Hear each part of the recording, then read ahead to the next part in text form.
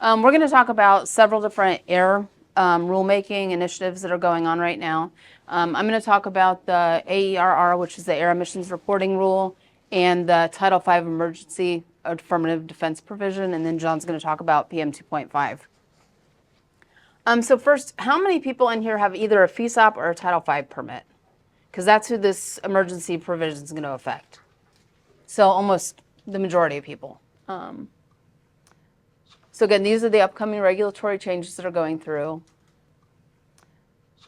The emergency provisions. So within Title V and FESOP permits, there's a provision for emergency provisions, and it basically gives you an affirmative defense if you have an exceedance or a violation. So the definition of an emergency is stated in the Title V regulations, and it basically means it's a situation including acts of God that are occurring from suddenly and unreasonable or reasonably unforeseeable events beyond the reasonable control of the source. And it requires you to take immediate corrective action, and it may cause you to exceed an emission limitation. And then if you have that emergency provision, it allows you to submit the information to IDEM within a reasonable time. And right now, the current rulemaking, EPA published a final rule removing the emergency provision affirmative defense provisions from 40 CFR Part 70, so the Title V regulations, on July 21st of 2023. And then EPA provided IDEM a timeline for IDEM to pull those same provisions out of their air regulations. Initially, they told IDEM they had to revise their rules by August 1st of 2024. That did not happen. IDEM asked for an extension until August of 2025. And they have started their rulemaking process, and basically, like I said, it's just to extract those emergency provisions out of the Indiana SIP.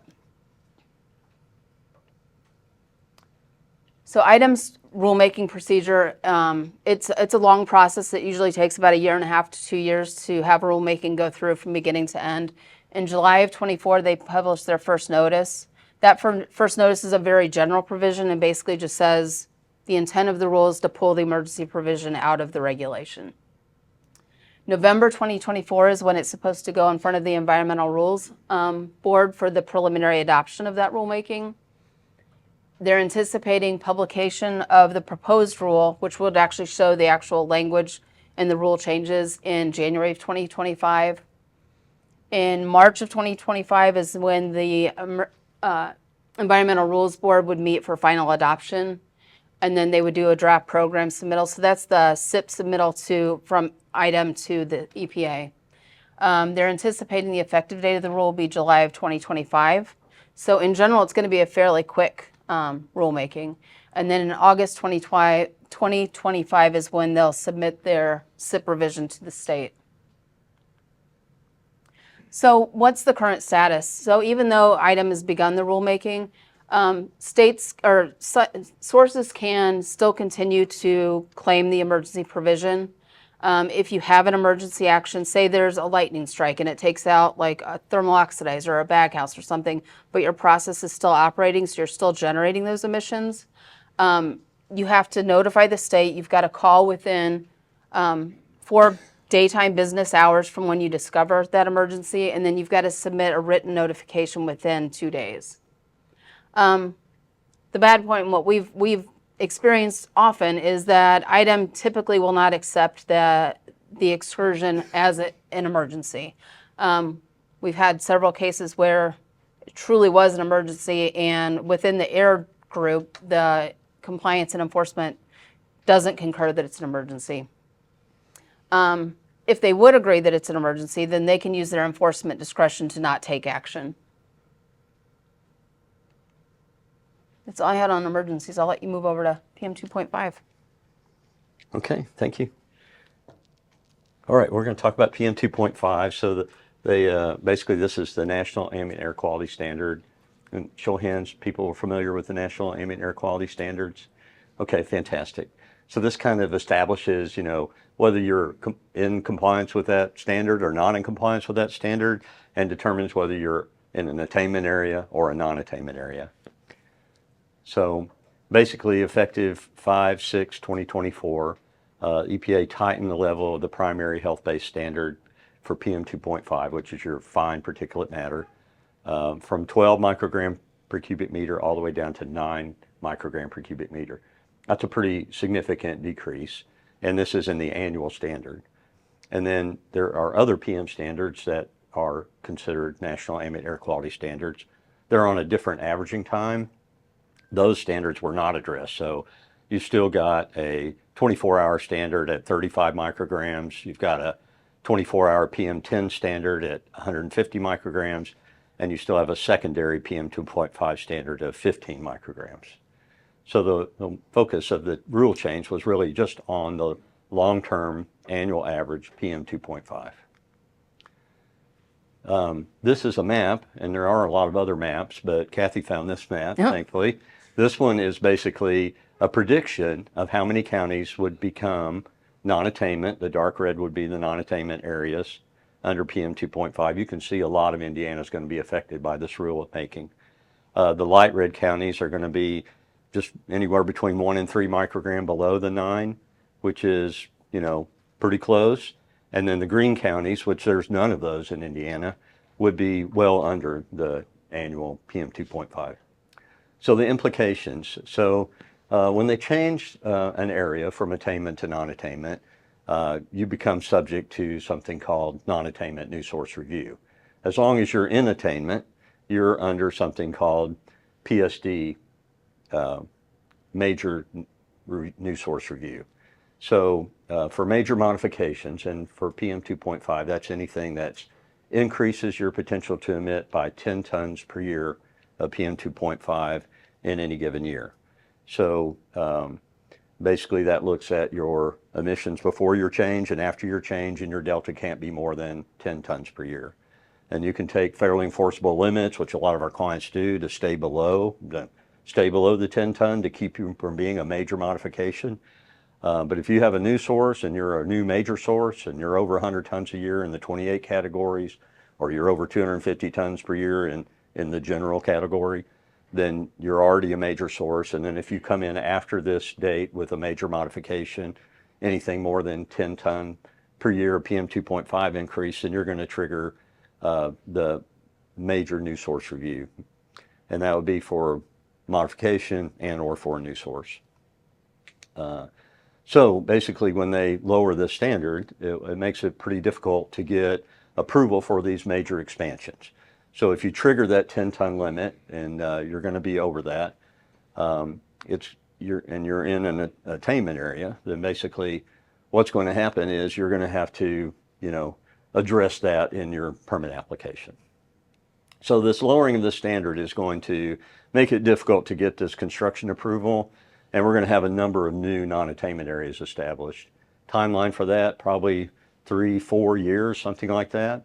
And that's going to happen gradually over time. But this new standard is going to be tough. And that's why there's been a lot of lawsuits filed on it. So basically National Association of Manufacturers and 24 states, including Indiana, have filed lawsuits on that. There were a lot of counter proposals out there for slightly lower numbers. 10 was one that people were kind of hoping for because they knew the standard was going to lower. But 9 is going to be extremely tight. So if you're in a attainment area and you're doing a major modification, more than 10 ton per year at any major source, or any new source is a major new source, and you're already close to, and your annual background's already going to be close. So I've got a kind of a list, and I've got a handout for anybody that's interested. This is like a PM2.5 sort of annual design value that IDEM publishes. And basically the PM2.5 is going to be really close to 9 in most areas of the state. We only have about 30 monitors, so we only have certain areas where we know what that standard looks like. And in those areas, you can already see that a lot of our counties, especially like around Indianapolis here, are going to be above the 9. So we're going to be moving toward non-attainment over time. And so this new standard, though, until it is non-attainment and you go to apply for permit application, if you've got a major modification, then you're going to be subject to new source review, and you're going to have to do modeling with this kind of background. And if your background's already over the limit, then you basically got no ability to apply for an increase. And so that's going to require offsets even before an area is considered non-attainment. So it's going to be a very difficult environment to do permitting in at this time. So PMD, the PST PM2.5 increment is mostly consumed. So one project at any given facility is not allowed to consume more than 80% of the increment available. So let's say that we're sitting at 8.5 and the limit's 9. There's only 0.5 available and you can only consume 80% of that. So 0.4 is really your limit you're shooting for. And so when you go and take your emissions and do your emission inventory, you have your increase, you do your modeling, you assess your impacts, you have to be below that 0.4 number. And if you can't be below that 0.4 number, then you can't get your project approved. And then you've got to go back and look at reductions and or offsets or ways to net that within your facility. So that's why this is going to be challenging. And so one option for modeling is to stay below the PM2.5 annual SIL, significant impact level. But that level now, with the standard what it is only going to be 0.225 microgram per cubic meter, which is a really low modeling value. Okay, and then there's implications for non-attainment. So once an area gets established as non-attainment for PM 2.5, then they're going, all the modifications in that area that are PSD major or PSD major modifications are going to be considered subject to lowest achievable emission rate. And also they have to purchase offsets and or create their own offsets to offset any increase. So essentially, by saying the area is non-attainment, the implication is that there is no room for increase, and if you don't create reductions or buy reductions to offset your increases, then you're contributing to non-attainment of a national air quality standard, which is not allowed under the regulations. So basically that's what LAIR is. An interesting topic because it is lowest achievable emission rate. Basically, if it's been achieved anywhere in practice, regardless of cost, that control technology has to be applied to your process before you can get your project approved. And on top of that, for any emissions you have after you've done all that, then you would have to do offsets for those emissions. So one of the things is by the time that you achieve LAIR, you could have added enough control to stay below the 10-ton threshold. And so that's what happens a lot of times. People create their own offsets or they do everything possible to limit control and stuff to stay below this 10-ton threshold. So you avoid the PSD and non-attainment or attainment area new source review. So for a non-attainment area, you don't have to do air dispersion modeling because it's assumed that NAAQS is already exceeded. And you can avoid on-site project netting to avoid non-attainment new source review. So in other words, you can shut down an older unit to make room for the new unit. Once you've triggered it, you can basically offset your own emissions by increasing controls at other areas of your facility. Any questions on that? That's all I had on non-attainment new source review. Ready, Kathy? Sure. Okay, so the air emissions reporting rule, this is a rulemaking that's going through EPA. Okay. And it's going to, so currently in Indiana, only Title V sources are required to submit an annual emissions report. And it's not even annual, I guess. Some sources report annually, other sources report every 3 years. And again, that's only Title V sources. So if you're a FESOP or an MSOP or a lower level permit, you don't have to report your annual emissions under the air emissions inventory. So the EPA has come out with a new rule that they've promulgated, and it's a regulation that currently requires states and local agencies and some tribes to report their emissions data to EPA. So basically, IDEM would take the emissions data they have from sources, and they would report it to EPA. This rulemaking that's going through is going to have sources report directly to EPA. Currently, it's just the criteria pollutants that are required to be reported, but it allows for voluntary reporting for states to report their hazardous air pollutants to EPA. And then they use that data to collect information for the national emissions inventory. So basically, we look countrywide at what the emissions are so they can look at trends. So the National Emissions Inventory is used for various purposes. It's used to do modeling, as John just talked about, for like PM 2.5. They look at trends where emissions are increasing, decreasing throughout the U.S. And then they provide it for public information, so the public can go and look and see what the emissions impacts are in their area and where they live. So the air emissions reporting rule requires a lot of information. It requires details of the emissions from the various parts of your facility. So for a facility, it's going to require you to describe what your emission units are. What do you have? Boilers? Do you have parts washers? Do you have painting operations? You know, the various information about your processes, what the capacities of those are, what type of process it is. If it's a combustion unit, is it fuel oil? Is it natural gas? And then what type of controls do you have on that? Do you have a thermal oxidizer? Do you have a bag house or a dust collector? And then where is your release point? Is it being released from a stack, or is it being released as a fugitive emission, such as like paved roads? So again, the current rule requires the reporting of criteria pollutants and their precursors, and voluntary reporting of HAPs. They're going to include the pollutants that are listed, and they're reported as point sources and or fugitive, depending on how your emissions are released. So November in 2023 is when the comment period ended on the proposed rule that EPA had published in August of 2023. And the primary objectives were to ensure that EPA had sufficient information to process the rule and push it through, and to make sure that communities had the data that they needed. There were 9 major parts. And one thing I will say is that EPA received thousands of comments on the rule. They received it from stakeholders. They received it from states. I know Indiana submitted comments, significant amounts of comments on the proposed rulemaking. But the changes that are proposed, again, are 9 major parts. So for all reporters, it was going to change and increase the amount of data that's submitted.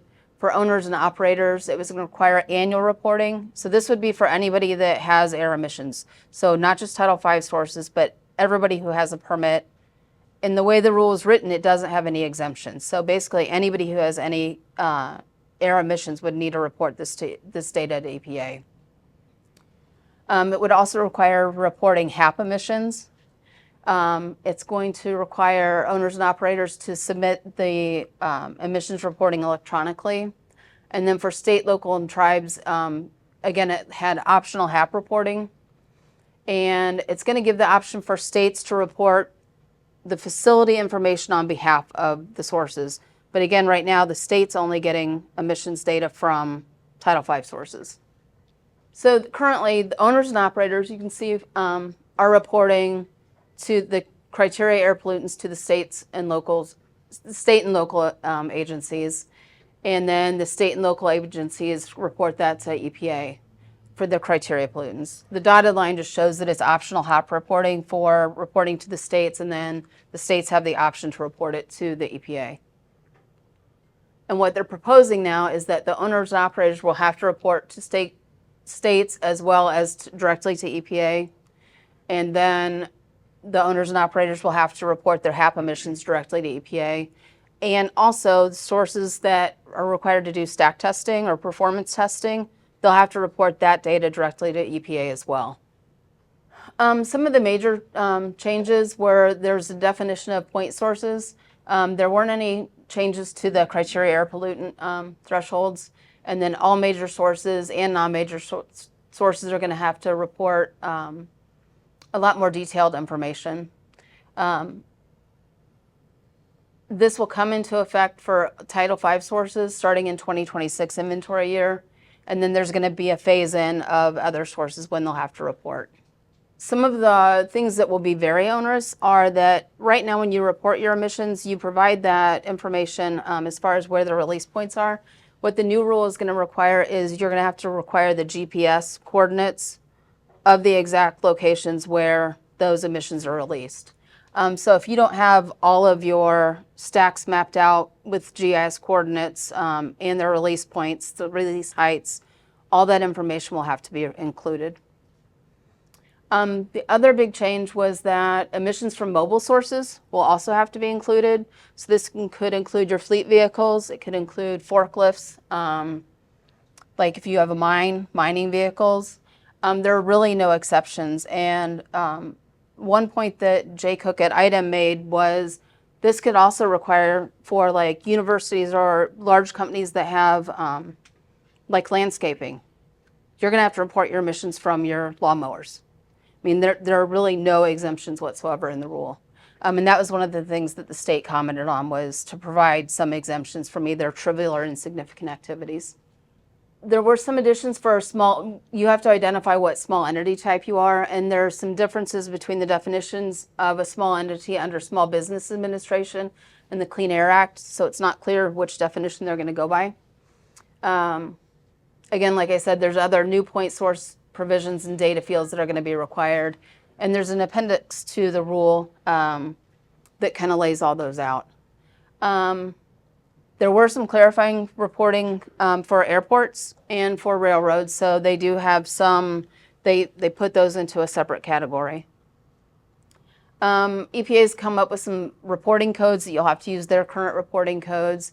And the rule actually includes now a definition of what actual emissions are. Currently, the Clean Air Act does not have a definition of what actual emissions are, even though they use the term throughout many regulations. Again, there's no exemption for unpermitted sources. So if you're an exempt facility that doesn't require an air permit, you will still have to report your emissions to EPA.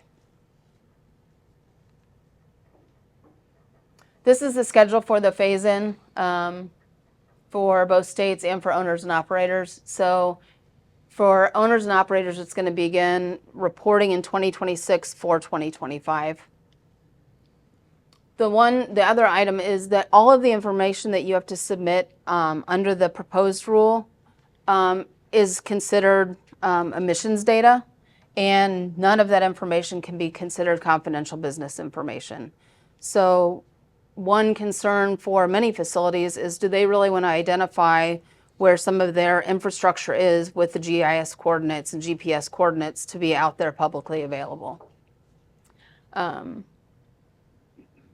again, right now the term emissions data is more narrowly defined, and emissions data can't be considered confidential, but there are many other items that you can consider confidential, and this rule changes that and makes it much more broad.